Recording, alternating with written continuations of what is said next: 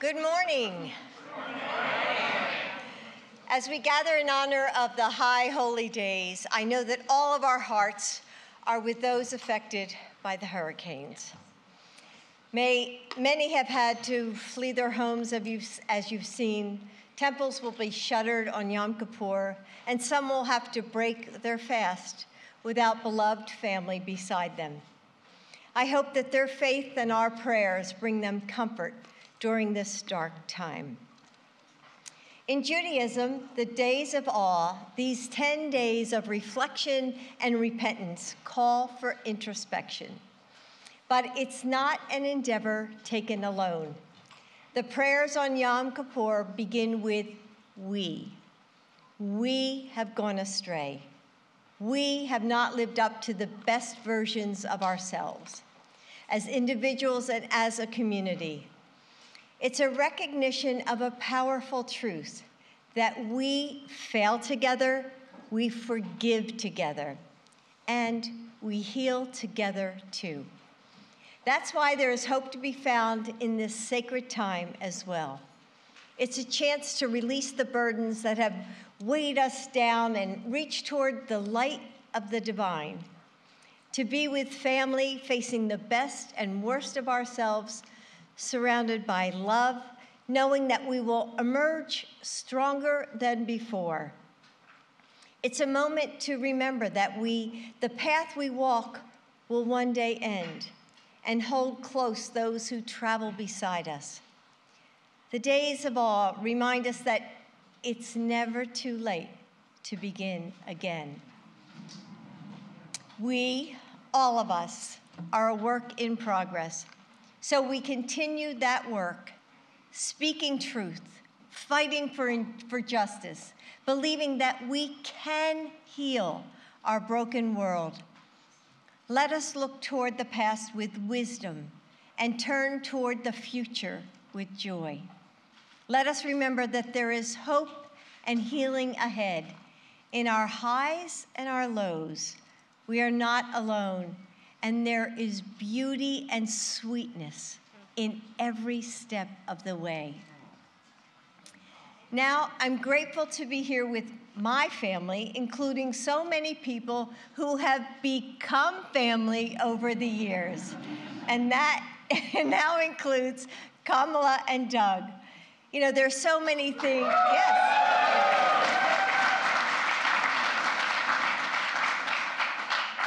You know, there are so many things that you have both brought to our lives.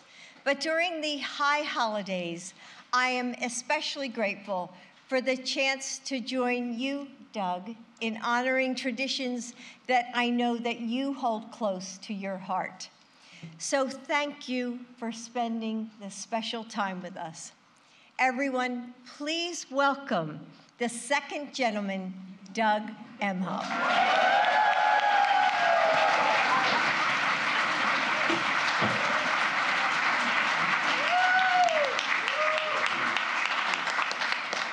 Thank you, my good friend, Dr. Biden. You have always been such a leader in bringing people together, and you do it with compassion, and you do it with purpose. And that's exactly what you're doing here today by welcoming our Jewish community to the White House. So thank you so much. And on a personal note, back at you. You and the president have really made our family feel like your family, so thank you so much. And again, I also want to echo Dr. Biden's words of comfort to those who have been affected by these horrible storms. Our prayers are with you, and we will continue to do everything we can to support all of you and your families and your communities. And my wife, the Vice President, Kamala, and I,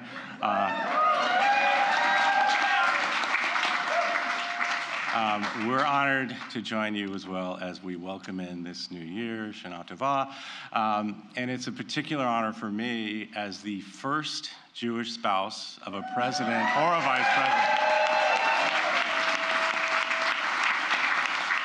But do you know, for years, as a lot of you know, the Bidens invited our community for celebrations when they lived at the vice president's residence. Yeah. And now the Vice President Harris and I, my wife, are we are very grateful that we get to continue in the tradition that they set forth. The doorposts there are protected by mezuzot, that's 2 mezuzahs. We hosted a Passover Seder. We've lit a historic menorah for Hanukkah. But now, we gather in the White House during the days of awe, as Dr. Biden mentioned, between Rosh Hashanah and Yom Kippur. Now, in my family, Rosh Hashanah meant a trip to my grandmother's apartment in Brooklyn. And I could still smell that brisket cooking and burning in the kitchen. I can still taste the slightly warm challah, but slightly stale, on the table. And of course, as a lot of you remember, my grandmother begged all of us kids not to jump on the couch because I took the plastic coverings off. But this is also a season to reflect and atone and repent for both of our shortcomings and those that we see around us. And let's be clear, we all know this, Jews worldwide face horrendous discrimination and violence and anti-Semitism. And one of the reasons that our great president ran for president was to confront the kinds of hate and anti-Semitism that we all saw and were mortified by in Charlottesville.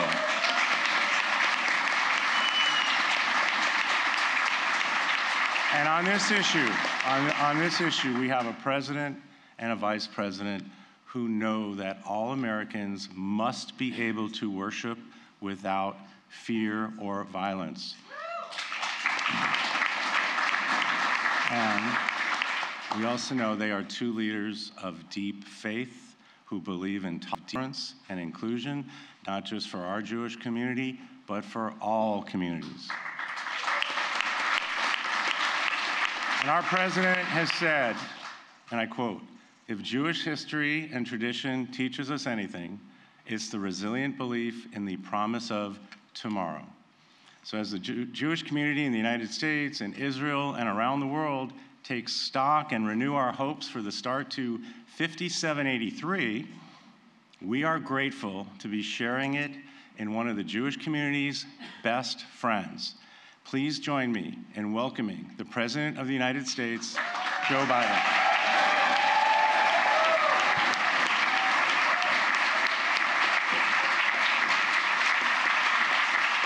Thank you. Well, as you're about to find out, Doug and I married way above our station. You've already seen one example of that. You'll soon see another.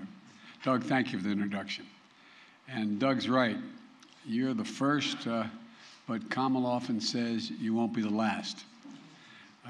Kamala won't be the last woman to be vice president or president. Let me start by recognizing this reception comes at a very difficult time for so many Jewish families in Florida, possibly for some of you who have loved ones in Florida, mothers, fathers, grandparents, friends. Our heart goes out to everyone there in the state experiencing what could be maybe one of the most devastating hurricanes in the history of that state. And I was going to say more about this afternoon. I'm making a major address on this.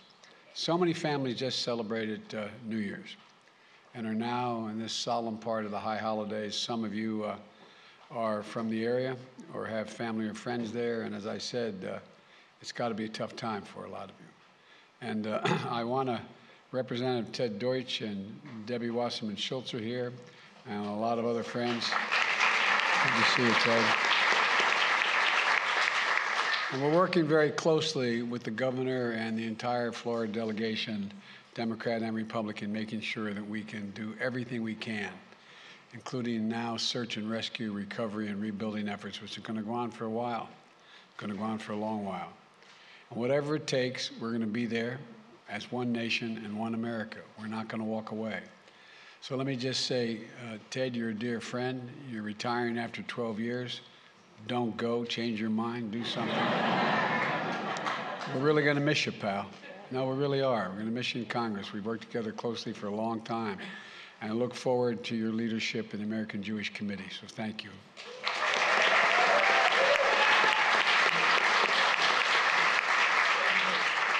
When Jill and I were Vice President and First Lady, Jill and I were honored to host the first Rosh Hashanah reception at the Naval Observatory. And today, as President and First Lady, we're humbled to host the first High Holidays reception ever in the White House with so many of our friends.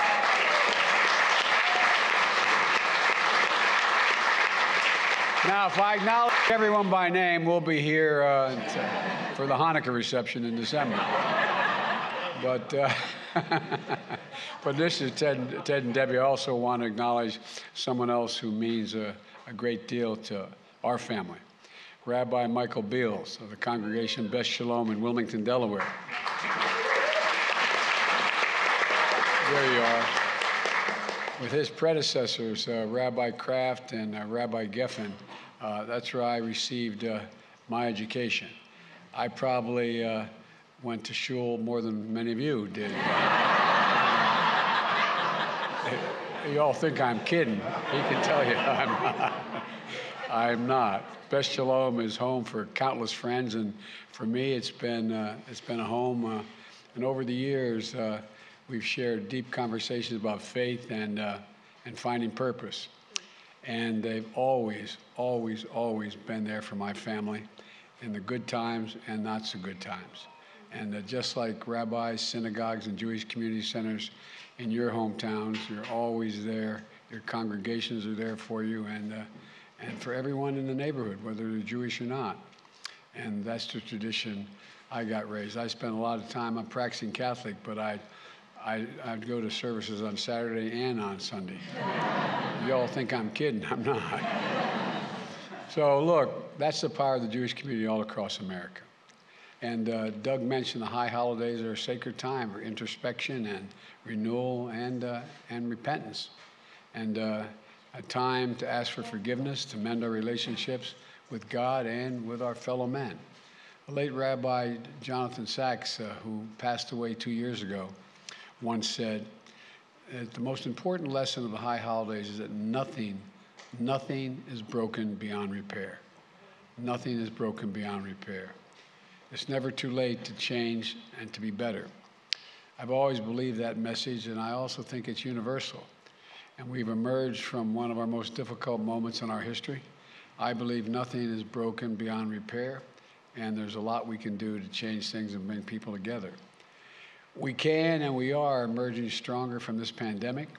We're building an economy that works for everyone. We're responding to the cry for action by the climate.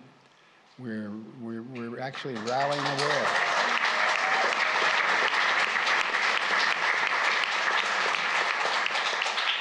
We're rallying the world to keep support for Ukraine strong and consistent.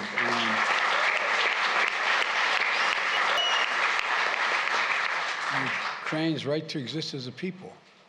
You know, and we're showing that we can do big things as a country when we work together, regardless of our political party, from taking on gun violence to supporting our veterans to rebuilding America itself to ending cancer as we know it. But there's a lot more we can do, but we have to do it together to restore the soul of America. When I ran, I said one of the reasons I was running literally was to restore the soul of America, bring back some decency and honor in the way we talk about one another, the way we deal with one another, standing up to anti-Semitism that was constantly lurking in the shadows. You know, the Jewish people know better than any what my father, who was not Jewish, but would constantly use the phrase, silence is complicity. Silence is complicity. I was reminded of that yet again during my recent trip to Israel. I reaffirmed America's unshakable commitment to Israeli security. Matter of fact, the Prime Minister was telling me, he said, I remember what you said. I'd forgotten what I said when I landed. He looked at me, he said, you looked at me, you said, it's good to be home. But, you know, the first place I went back to was Yad Vashem. And there were 2 Holocaust survivors there who emigrated to America after the war, but returned to that sacred ground to speak to young people so we'd never forget. And I think that after all they experienced in the 40s, today witnessing a record high anti-Semitism in 2022, they never thought would be the case again, although maybe they did in their hearts think it could happen, but they were there. I decided to run for president, and this is not hyperbole. You've heard me say this for over almost 3 years now, that when I saw those people walking out of the fields, literally walking out of the fields in Virginia, carrying torches, Nazi flags, and chanting the same exact anti-Semitic bile that was chanted in the streets of Berlin and Germany in the early 30s. And when asked, when young man was killed, what do you think? And the comment made by a former leader was, they're good people on both sides. I've made it clear since I was elected, including 2 weeks ago, at the first of its kind summit against hate-fueled violence at the White House. Hate can have no safe harbor. It's never defeated. It only hides under rocks. And when we breathe a little oxygen under those rocks, it comes out. It comes out. And failure to call it out is complicity, and the silence is complicity. We can't, I mean it.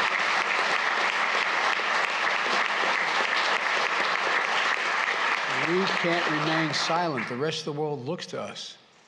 That's why I established the first special envoy to monitor and combat anti-Semitism at the ambassadorial level. I appointed Deborah Lipstadt, a Holocaust expert, to this critical position. She's here today. Where are you, Deborah? All the way in the back. That's usual with her humility. But Deborah, thank you for being willing to do it. And we worked with Congress to secure the largest increase in funding ever for physical security of nonprofits, including synagogues, religious organizations. Because nobody should fear going to a religious service or a school or walking down a street wearing a symbol of their faith. Nobody, period. We launched the first national strategy for countering domestic terrorism and its first of its kind White House initiative on hate-motivated violence, working hand in hand with the Jewish community, and many in here are working with us. I'm not going to remain silent. We can't remain silent. I mean this sincerely. If we let it go, democracy and everything else is at stake. We can't remain silent. So let me close with this.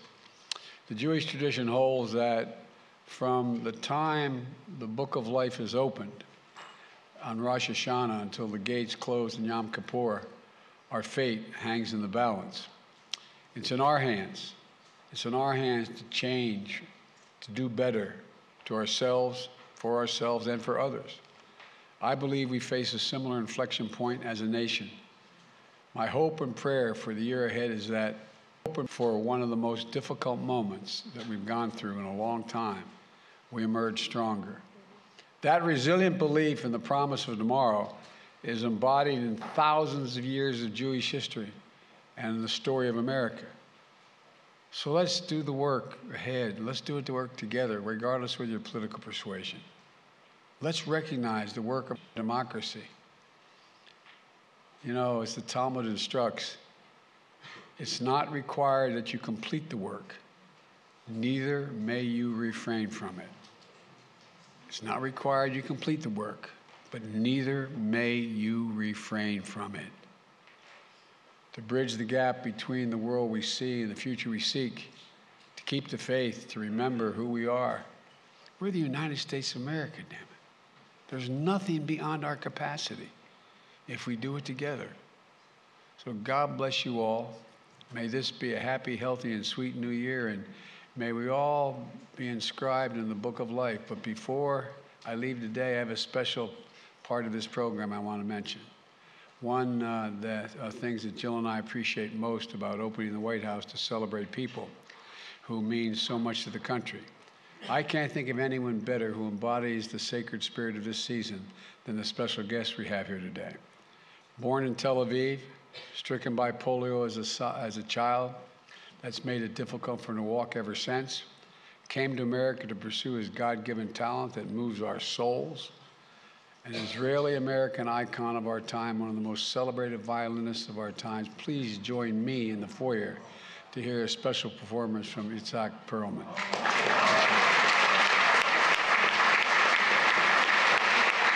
Itzhak, he plays from the heart. As the rabbis tell us, what comes from the heart enters the heart, and you're about to experience it. God love you all. God be willing that we have a good year. Thank you.